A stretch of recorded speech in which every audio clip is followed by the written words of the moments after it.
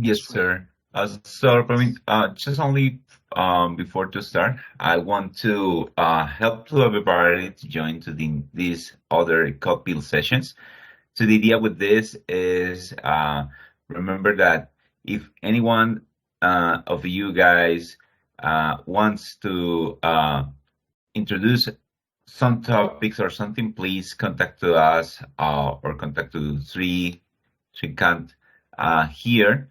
And also, other thing that you can do is send an email to the SWAT team, pound@arroyoconsulting.net, and propose other topic that you want to maybe present. Yep, that's the thing. Thank you guys for joining us. Welcome to this session. Please go ahead, Ben. Yes, yes. So thank you so much for joining. So myself, Fanindra. So I'm working as a senior .NET developer here in Rio. So let me give the background why I've chosen this topic quickly. So I'm working in a team where we are handling multiple projects. And recently I was asked to move all the keys or secrets, whatever we are using as part of the application, to a centralized location instead of storing them at the application level. So we did this, we did that, and we tested. But later, as I said, we are working in multiple projects. So this, I mean, the same code need to be used across the project. So instead of going writing everywhere the same code, so we want to convert this into either a DLL or something like NuGet package, so that it can be useful across the applications, right? So that's where we all started, and we did that. And so I have chosen this topic because it will be useful, because nowadays we are maintaining all the keys and secrets in the application itself, which is a bit risky. So that's why I want to choose this topic. I mean, I have chosen this topic as COP topic so that it will be useful for at least a few of developers coming forward and going forward. Okay, so this is the background why I've chosen, and let's start with the topic now. Just So this is our want to give one update here. Actually, I am working with Funny. So there is one more thing actually, that like we are working for 4 applications, and in those 4 applications we have some common configuration actually. So keeping it in the different places, what we can avoid that. What we have done, we kept it in one as a in one place only as a key vault secrets. And for all applications, we can read it from the one place only. So we have no need to keep in different places actually. The common set, common configuration. So that is the another reason for to do that. Yeah, go ahead, Funny. Yes, thank you, Ashish. So let me start with this topic. So straight away. So what is Azure Key Vault? So I am saying reading secrets from Azure Key Vault, right? So Azure Key Vault, as name itself, it's one of the Azure resource, okay, which allows us to centrally locate the things, to centrally locate the keys, certificates, whatever it is. So we will generally when we are working in any of the application, whether it is ASP.NET or ASP.NET Core, we generally have config files or JSON files where we do generally store our keys and secrets, certificates, which we want to interact with, right? So instead of storing at the application level, Azure providing one centralized location called Azure Key Vault, where we can move all this stuff into a centralized location so that we can access from there instead of keeping at the application level. This is what the motive of this. So this is why I moved to Azure Key Vault from the application level.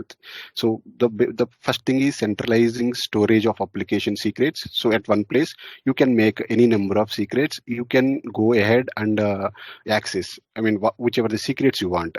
I mean, sometimes you don't need all the secrets for one applications, but keeping in a center place and accessing as our requirement. And this will greatly reduce, so if we maintain these secrets, right, generally any application, if we consider any application, that application need to interact with the database. So that reason we need to maintain the connection strings at the configuration level. And for example, if that application has to interact with some authentication, I mean, for example, every application we are working right now is we are authenticating it through Azure, or some of the applications we are authenticating with Kaya. So in that case, in order to interact, our application should interact with that other application, third-party application from where we are authenticating, right? So that time we need some secrets to interact with that application. So if we store at the configuration level, there may be chance that this information may leak. So that is one of the other reason that we are keeping them in one central place. So this greatly eliminates, I mean, keeping the things in our code. So that provides us, I mean, leaking, preventing the leakage of information. So the other thing is, this key vault provides us the great authorization, I mean, great security by using this authorization and authentication it has. So this key vault generally, whenever you go and need to access any information from the key vault, right, then a user should be authenticated. Okay, if after authentication the user should be authorized, means he may have access to this key vault. That's not, I mean, enough. So because he may be given only particular role, right, in order to read only the values from the key vault. So that's what the authorization will deal. So here in the key vault, the authentication is done via Microsoft Entra ID, which is nothing but our Azure AD, Azure Active Directory, which we all know, right? So that was renamed as Microsoft Entra ID. So basically this, I mean, all the applications that we are working now basically need to authenticate with Azure. So that's what nothing but this Microsoft Entra ID authentication. And authorization is done via any of these two ways. One is Azure Rail-based access control or Key Vault access policy. Okay. So I will explain what is Azure role-based access control and Key Vault policy.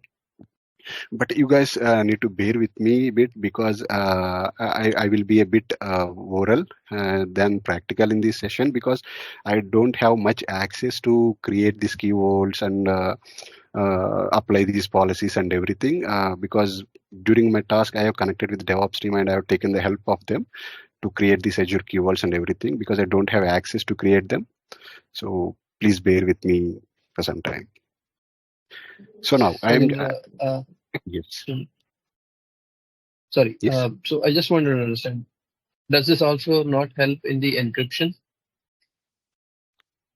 Sorry, No. The So Sudarshan, keyboard is a different thing. Encryption is a different thing actually.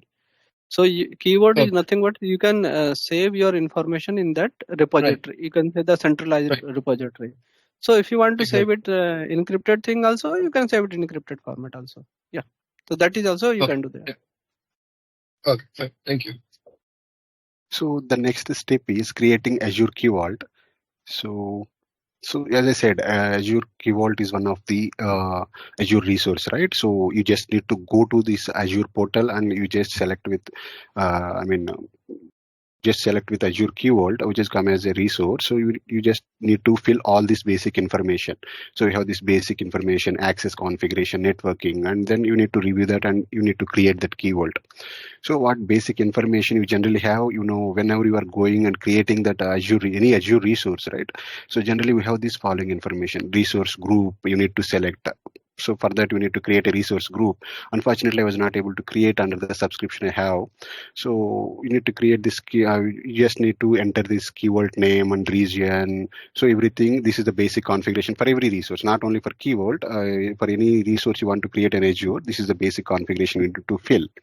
Okay. After filling this basic configuration, it will ask you for access configuration. So access configuration means after creating the Key Vault, you are going to store the secrets inside it, right? So what level of access you want to give. So whether you are going to select role-based access control or vault access policy. So basically role-based access control is something that provides, for example, there is one role called Key Vault reader.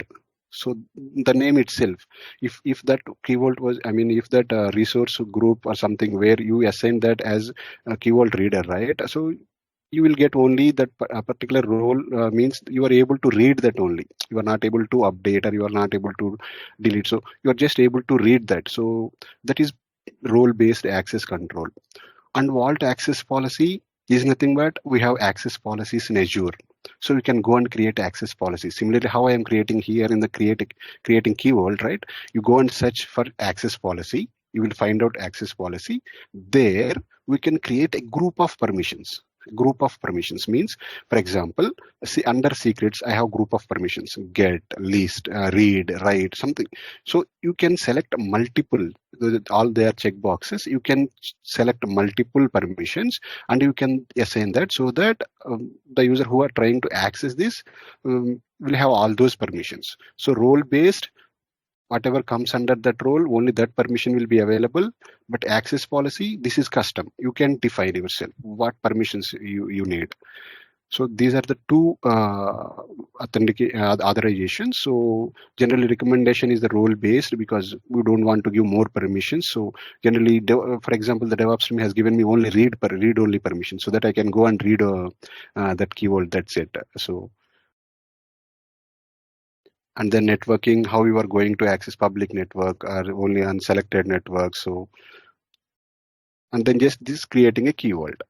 So once all this basic information is filled, and you have given a name to the keyword, and you selected the permissions, whether it is a role based or access policy, and then you just review and create your keyword. So you are now ready with your keyword, and I have provided few secrets to them, so that the secrets will be stored in that keyword. Okay, so this is all related to the majority, all this related to the Azure, and this all majority comes into the DevOps picture. So now the thing is how I am going to read the secrets that I stored in the keyword that I created. So that comes next. So reading secrets from Azure keyword. So this is very simple, nothing complex. We have only few lines of code to read this from C#. So simply, when I worked, so we defined two methods. Why two methods? So sometimes user want to read only one secret.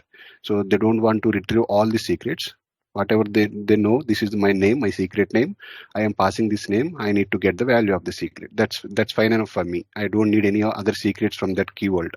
So that is the reason why first I have implemented only one single method.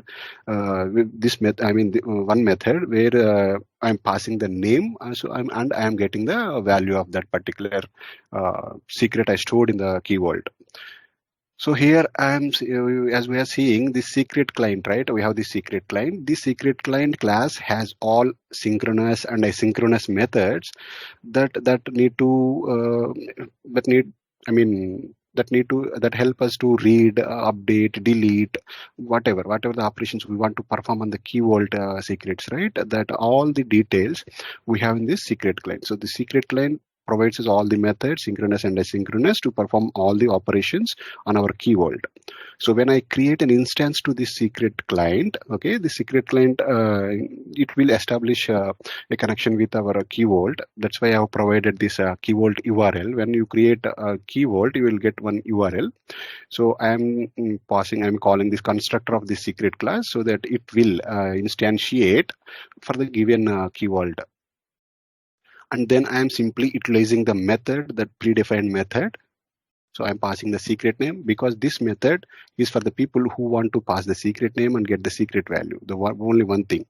So that's why I'm using the predefined get secret async method. For that, I'm passing the secret name, and finally I am getting the secret value. So now the people who has the requirement, because every time going and getting one secret and utilizing that will be complex, right? So if people have requirement to get all the secrets or keys, whatever it is, and if the people want to store in some sessions or wherever they want, and they want to utilize, right? Then in that case, we have implemented one more method. So where it will get all the secrets from that Azure Key Vault. So simply here I am again instantiating secret client. Along with URL, if you see, I am providing default Azure credentials. So this default Azure credentials you can observe in the previous screen as well.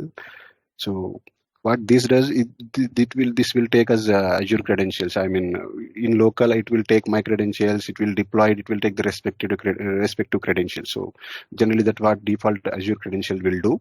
So now again, I'm instantiating, means I'm creating. I'm just interacting with this key vault, where now I am using the predefined method get properties of secret sessing.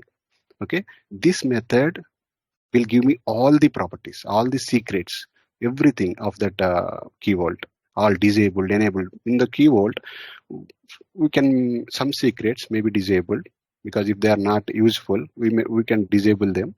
So we will get all the disabled, enabled, everything we will get from whatever we have in that key vault, we will get it here. And after that, I am looping through and I'm getting, whenever you get the all the secrets, you will usually get the secret information with the name and version, only these. So in order to get the value, you have to loop through and you have to get the value. So this is what we did. We have implemented a class library. Initially we have not implemented, but later we need to convert this to NuGet package. So we have implemented a class library where we one thing actually, just quickly want to summarize the things. So you see, right, we have two methods. So I will give you some use case for that. Suppose you have you want to keep only one secret in the you want to keep only one secret and you want to read that. So that's what we created the first method. There you need to, if you see that method parameter, we have two parameters there. One is the keyboard URL, another one the secret name. So whatever secret name we are passing, it will check in that it will check that secret actually, and it will return the value from that for that secret. Okay, only for specific that secret, whatever secret name we are passing. But in some cases, suppose you have the web config file. So you want to keep all the, whatever you are keeping configuration settings in the web config file, that you want to save it in the your key vault actually. Okay, so and in that case you need to read all the configuration value from the key vault, not only one secret, all the secrets whatever you have, you gave in the your keyword for suppose for web config. I am giving the example. So in this method, if you'll see, we are not passing secret name, we are just giving the keyword URL only. So what it will do, it will just check in this keyword, whatever it will return us all the secrets from the keywords, and that's why we loop it and we are passing the secret. It is a kind of we are returning the value as a key value pair actually. So whatever after that you want to, if you suppose read it, you can pass the secret name and you can read the value from there, or you can assign it to somewhere in your session and then you can read it from the session. Yeah, go ahead, Funny. Yes, it looks Srikanth and someone else have some questions. Yeah. I mean, this is Srinivas. So, I mean, couple of questions for Indra. I see that the get properties of secret sessing dot as pages. Yes. Basically, what is that? That is one question. Second thing is, so if the key vault has, take an example, 60 settings or 60 key value pairs, so do you loop 60 times as per this code? I mean, it's like and multiple pages. If you see, we are reading the response and we are passing whatever we are getting.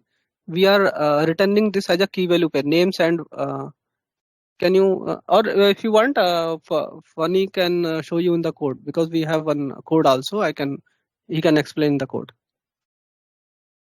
Is it fine? I mean, yeah, and before that, I mean, basically how this authentication and authorization is happening. Because I mean, you're showing the code to just get the secrets. I mean, the key value pair, but where are we just doing the authentication and authorization?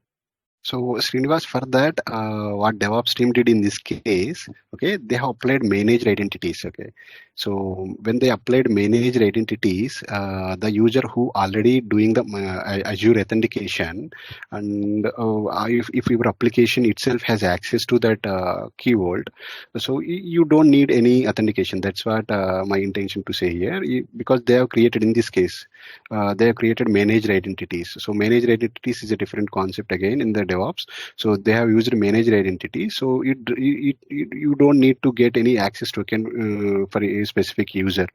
So they have configured a managed identity. They have configured, I mean, our server. Actually, this will authenticate to our server. So if our request is going from a specific server, then only we'll get that access to Yes. that. Otherwise, we will not able to read it.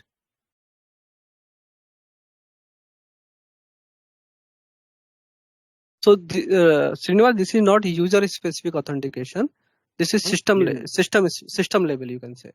So, suppose if my request is going from a server, if my server is managed by in the keyboard in the Azure, then only we can access that. Otherwise, we cannot access. So it's like your app server is kind of Correct. residing in the same where the resource group where your key vault is Correct. created. Correct. Yes, Srinivas. Actually, I don't have access to capture the screenshot. That's why I haven't taken. Okay, no, that's okay. And just I mean, Actually, this we have only read access, so we cannot, and we even requested, but they cannot give access to us actually. yeah, that's So okay. that's the challenge. Yeah. And this as pages, right? Just can you please elaborate more on that? What is that as pages? No, actually, we are getting all these secrets. I mean, when you say as pages, we are getting as a page. I mean, it's as a name itself. We are getting in one single page all the things in one single page. That's what it means. That's it. You can. I mean, don't need to use that, but still, I mean, in order to get. I mean, as I said, to get all these things in a page, so as pages will give you all the secrets in a single page. That's what that means actually. You can achieve this without using that as well. Yeah. Okay, sure. And again, I'm coming back to the same question that now you have used a couple of, I think for two for each loops, right? So what is the purpose of these two for each loops? Actually, the second for each is why I have told when you say get properties secrets async, right? You are getting only the names, versions. You are not getting the values of that actually. So first one is to loop across every key, every secret, and second one is to get the value of it. So because if you, in the second loop you are seeing that page secret properties, right? Those secret properties will contain only name and versions. So you need to get that in order to get the value of that, you need to loop through again through that using by passing that name and version everything. Okay, so you basically you do. Yes, Ashish. Yeah. Go ahead. No problem. No, I was just asking like, so you do get the secret name first, then again Yes, you do call the get secret async to get the value, and you put that in the secrets dictionary. Yes. Okay, That's right. If you see the previous method, it's very straightforward because we are directly giving the secret name. Then you have no need to do means this much of looping and all those things. No, I get it, but my question is, no, like if I have like around 20 to 30 keys, right, secret names, then I have to loop in and have to get for, I mean, how to do that 20 we times. have some right? we have some other way also. This Okay, is yeah. Okay, we have some other way also. Yeah. Go ahead, Fanish. Yes. Julio has some question. Funny. Yeah. Yeah. Julio. Yeah, thank you guys. I have a couple of questions. My first question is, from where do you get the key vault URL? How do you get this information? So actually, when Key Vault was created, the DevOps team has shared one URI. I will show you after the end of this how it will be like. I will show you in the code. So they shared me this URL saying this is the this is the URL where you can access that Key Vault. So So Yeah, anytime but you are But how are you getting sorry, it? my question is more related. When you are running the application, okay, where do you put the QRL, the keyboard URL? Where do you get for that information to connect with the application is running? no keyword URL is basically giving you the source where you from where you need to read the keyword secrets. So for that purpose we are using here, because we can have Question here is like in your application. Let's say you are building a NuGet. Maybe the intention of your NuGet is to, let's say I want to use the same code. I can use your NuGet. Right? Correct. So where are we inputting this keyword URL from?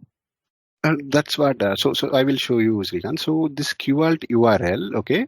So you install this NuGet package, right, in your application where you want to utilize, okay. There you need to access this method. So while accessing the method, from there where you are calling this method, from there you need to provide that URL. That's it. Initially, we kept it hard-coded, but later we thought we need to pass it as a parameter. So whenever you are accessing any of these methods, you need to when you are calling these methods, there you need to pass this QAlt URL. So I will give you one example, Srikanth. Suppose we have one keyword, right? So we can have the different location for this secrets or keywords. And suppose you are using the same method, right? So what you can do, you can provide your keyword URL and you can read your secrets.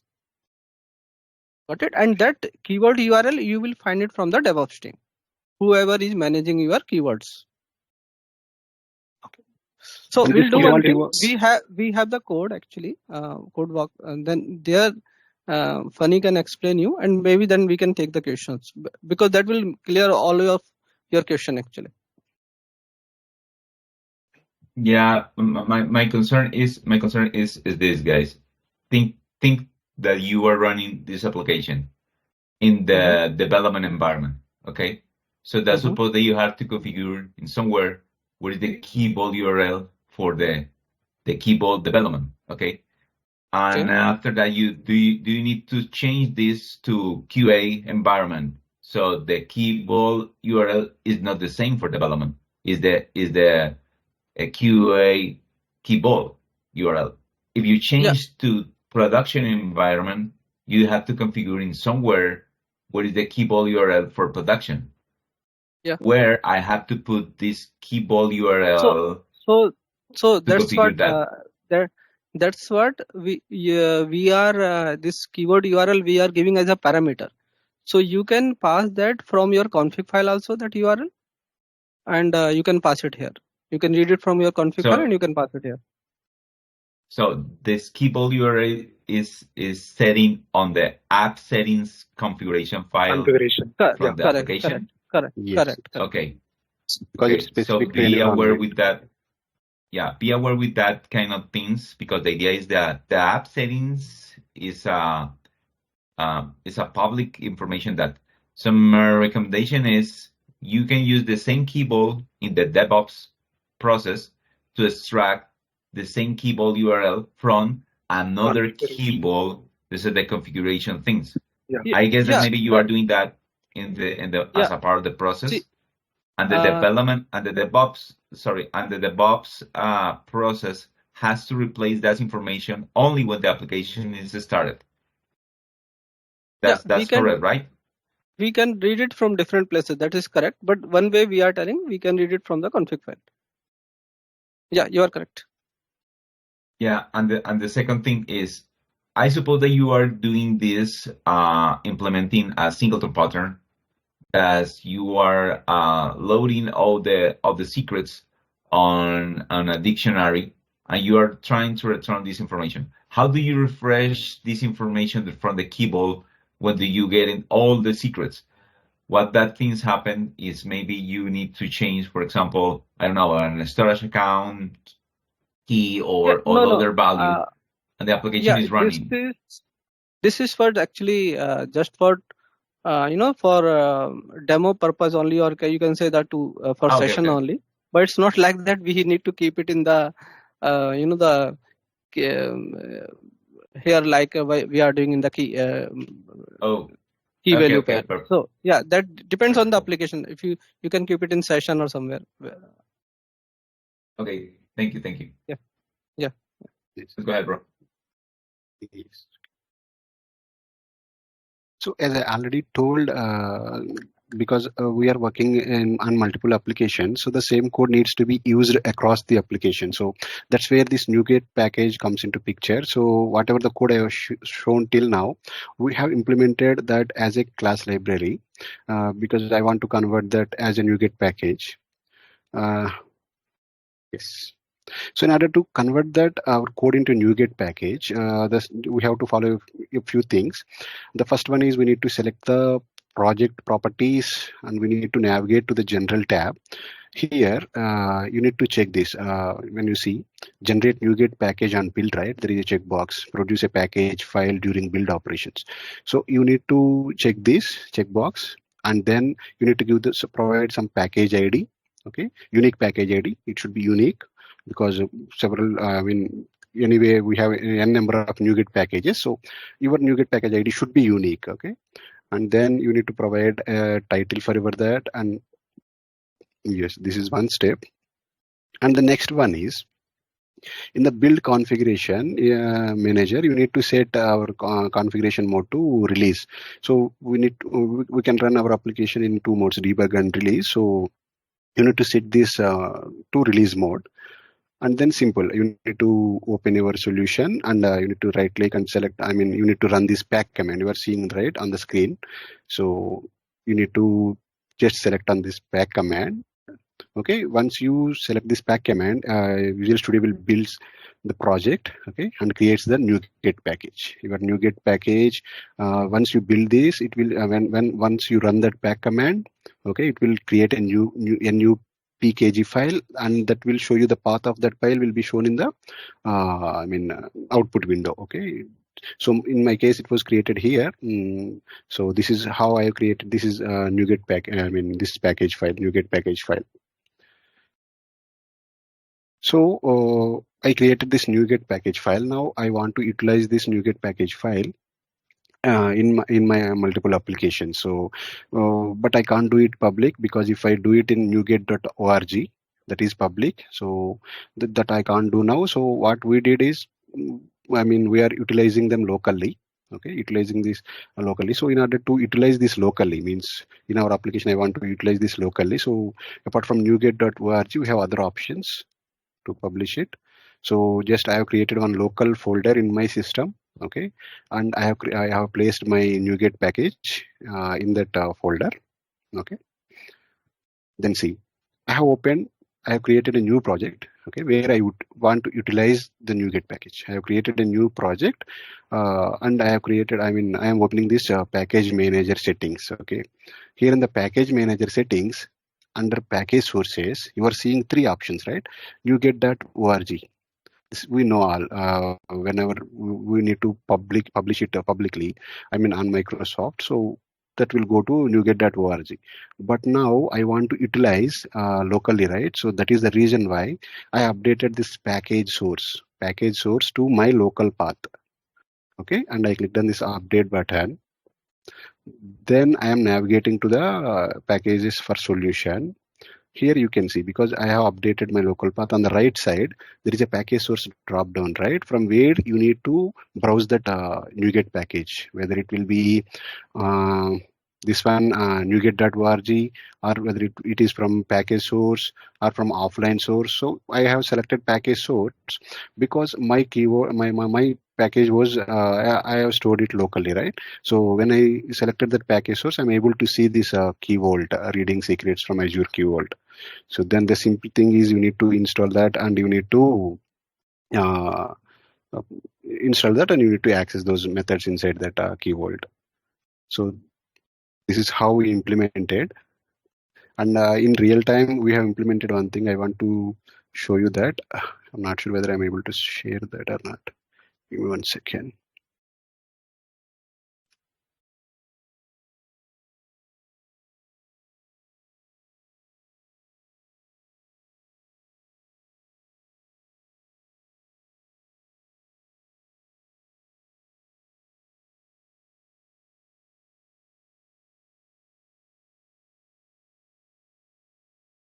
I mean, can we share the Deloitte code? Yes. I mean, like from confidentiality. Confidentiality. I mean, can we share that? Or Vijay or Shrikant? Can you do that? Better not. Guys, so be aware if These you are codes are- shared some information Okay. for the customer. Yeah. Please don't do that. Yeah. So Thank you. Funny, don't do No, that. no, Sure. no, Yeah. no. Okay, because Try we to are recording also, right? yeah. Try to don't share information from our customers here. So that's maybe you prepare some example or something that could be good. That's for the other opportunity. Another recommendation that's happen all the time when you create another packages.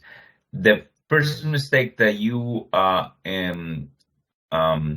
made when you build a NuGet packages is that you are missing that the package needs to be testable, because most of those packages are not tested or no allow test inside. So when you create a NuGet packages, also needs to be tested on or mock for other projects. So in that case, my recommendation is when do you want to build or generate some NuGet packages, try to accomplish the solid principle to allow the inject the information over the application. So in that case, you can test this or mock this NuGet over your code, because that things happens frequently. You remember, I don't know if you can see, our customer has many NuGet, and you can download that NuGet, but most of that NuGets could not be tested. So we have to build many new components as this keyboard or AWS Secret Manager, a new version to allow testable the source code. So please be aware when you generate that kind of code or NuGet packages, please include the testing projects or that over this kind of libraries. Okay. Sure.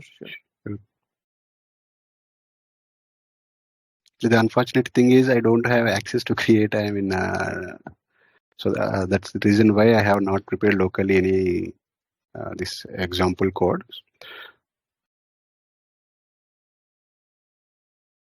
That's okay. Yes. Any Yes, question? and that's right. fine. I get this is a good exercise that maybe we can try to generate another session with that. If you guys, for example, in that case, if you need to some credentials over the Arroyo Cloud or Arroyo Azure for this kind of presentation, please let me know to me or the SWAT team to prepare some environment that maybe you can use. And also, if you want or you need some help with that kind of source code or for example, how to publish this NuGet on the Arroyo artifacts, that could be good for us. No problem with that kind of things. Okay. Sure, Julie. Sure. Thanks a lot, guys, for your intervention. That's really cool. Yeah, I'm so happy to see many people here. This is a good participation for you guys. I want to glad that you are. I'm so proud of you, man. That's really good that see many people here. That's good. Thank you. Thank you.